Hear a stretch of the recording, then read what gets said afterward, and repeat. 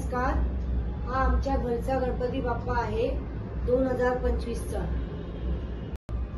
यंदा आम्ही वाळकेश्वर हे नाव कसे पडले त्याची कथा दाखवली आहे।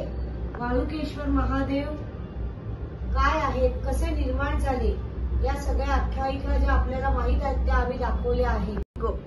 एकेकाळी श्रीराम, माता सीता, लक्ष्मण वनवासात फिरता फिरता या भूमीत आले आणि हरतालिका पूजेसाठी माता सीतेने शंकराची तिथे असलेल्या वाळूपासून पिंड तयार केली, म्हणून त्या भूमीला वाळुकेश्वर हे नाव पडले।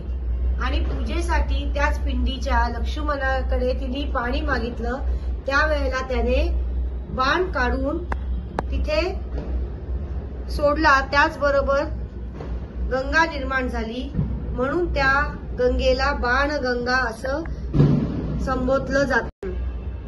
आता आपण इथे नवीन बाणगंगा आणि वाळुकेश्वर कसे निर्माण झाले ते दाखवतो आहे। वाळकेश्वर मंदिर व बाणगंगा मंदिर हे मुंबई शहरातील एक ऐतिहासिक मंदिर आहे। हे मंदिर दक्षिण मुंबईतील मलबार हिलच्या वाळकेश्वर भागात स्थित आहे।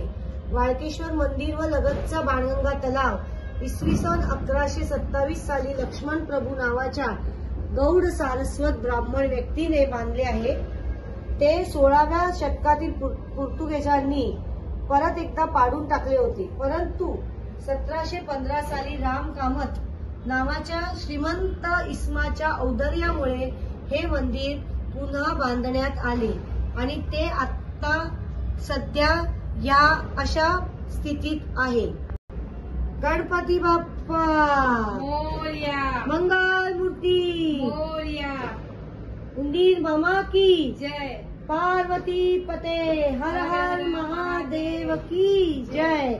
जय श्री राम, जय श्री राम, वाळुकेश्वर महादेव की जय।